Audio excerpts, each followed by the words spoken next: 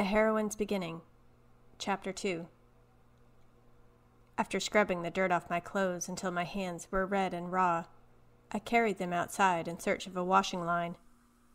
The cold wind hit me like a wall as I stepped outside, and I struggled down the steps, arms full of dripping clothes. The washing line was situated around the far side of the house, attached to the stone wall of the house, and a pole rammed into the ground. But much to my surprise, there was already a girl stood there hanging out the washing, humming a tune as she worked. Her long black hair was tied up out of her face by a shockingly blood-red ribbon. She looked several years older than me, around 17 or 18. Her eyes flitted up when I rounded the corner, but continued to work. "You must be the new girl," she said without looking at me. "Yes, I'm Marion," I replied quietly. When she didn't reply, I started to look on the line for a place to hang my dresses. However, she had clearly been out here a while, and so space was scarce. "Put them down there, on that pile." She gestured with her elbow toward a pile of wet clothes in a wicker basket on the ground. I scurried around the edge of the line and quickly deposited the dresses on top. I then stood awkwardly by the pile, unsure of my next instruction. "Are you just going to stand around all day, or are you going to help me?" she asked with a raised eyebrow. I snapped out of my daze. I was here to work, not to stand about all day. I grabbed a handful of pegs and tried to find space to hang the clothes up, to no avail.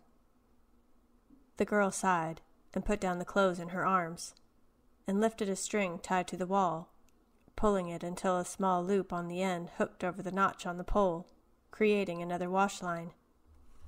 I quickly grabbed some wet clothes and hastily started to hang them up. So hastily, in fact, that I knocked over the bag of pegs and they spilled all over the ground. The girl laughed as I frantically scooped them up, my hands already hurting, and tears began to prick my eyes. It seemed vastly unfair that she should make fun of me on my first day. It wasn't until I looked behind me and saw her picking up some of the pegs, gently smiling at me, that I realized she wasn't making fun of me at all. She was just amused by my clumsiness. I placed the pegs in my hand back into the bag, and she did the same. "You didn't need to look so frightened. I don't bite." I hadn't realized my face was pulled into an expression of fear. "Sorry, just first day nerves."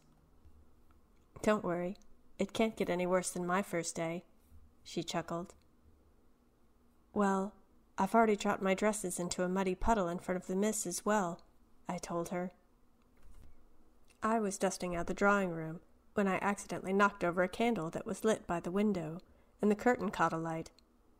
I didn't know what to do, so I screamed for help, and the master came running in and put it out with a jug of water. Ever since then, they have never let me forget it. I laughed a little at this. I was not the only one who had been humiliated, and this made me feel slightly better.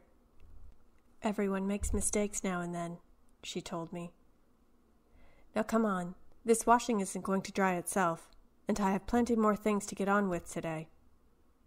So I picked up my dresses and began to work. The rest of the day passed mainly without incident. I was shown to my room, which I was to share with a servant girl from the morning, who I found out was called Jane. She was the resident housemaid.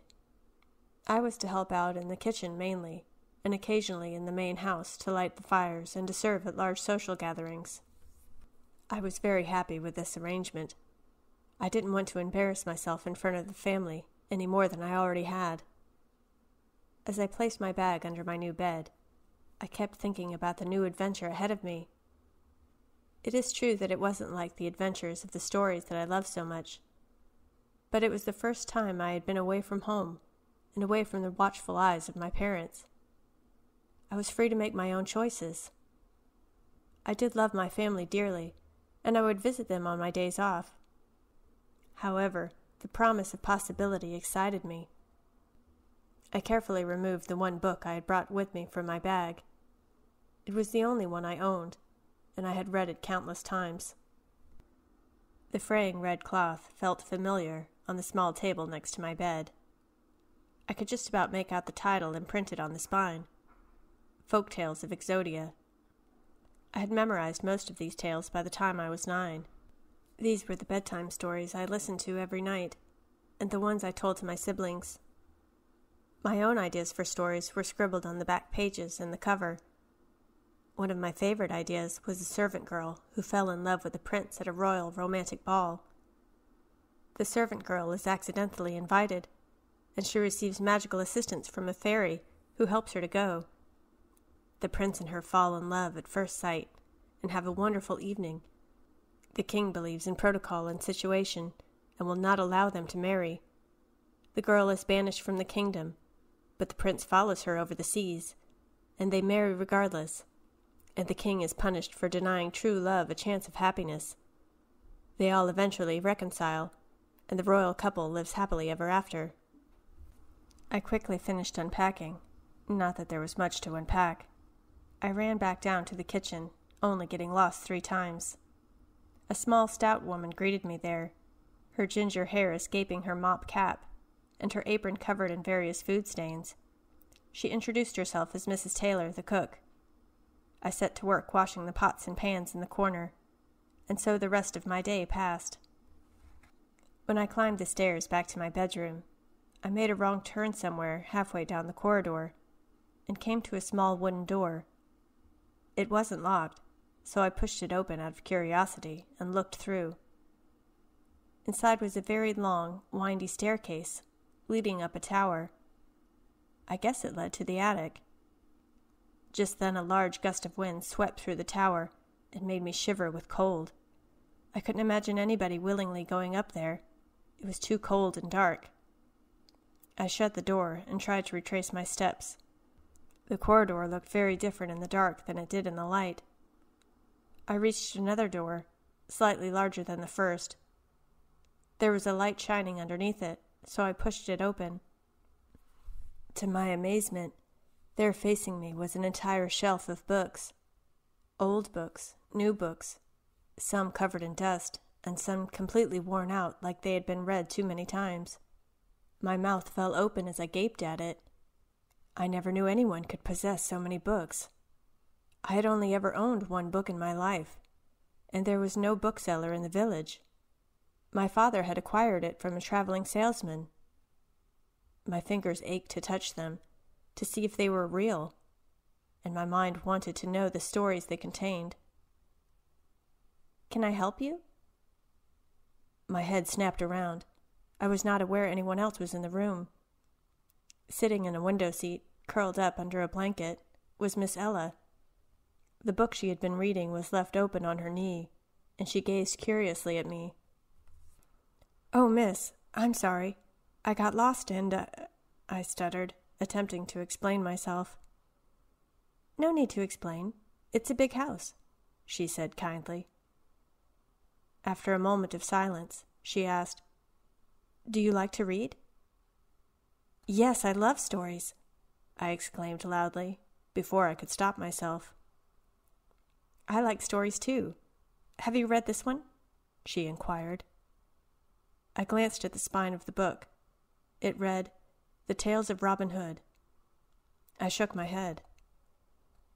"I've only ever read 1 book," I admitted. "Well, you don't know what you're missing out on. Which book have you read?"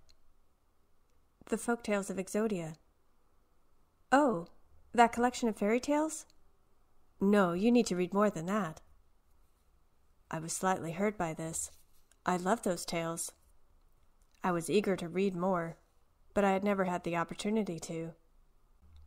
"I don't have another book to read," I told her. "Don't be silly," she exclaimed. "You can read these." She gestured to the bookcase behind me. My mouth fell agape again. "I couldn't possibly. They aren't my books," I told her. "You live here. Of course you can borrow these. It's not like they're leaving the house. And all they are doing at present is gathering dust. I'm sure they would be put to better use if someone actually read them." I had to agree with her. "Go on, pick one out," she urged me. I stared at her, and then slowly turned around and stared at the bookshelf. The endless leather and cloth-bound books almost called to me, begging to be read. The stories they held, wanting to be told.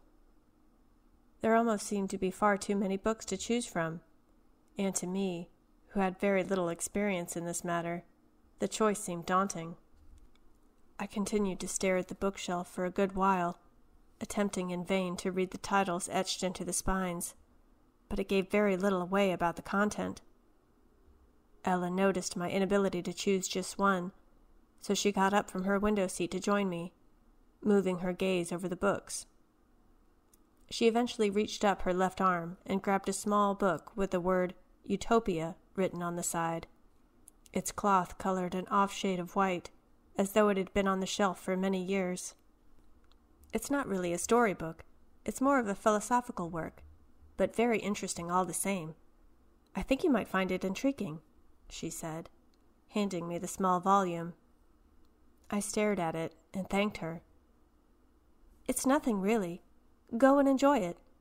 And come back to me when you're done. I'd like to hear a fresh opinion on it. I thanked her again and dropped into a low curtsy. She laughed lightly, and I stood up mortified. There's no need for that, she exclaimed. We're friends.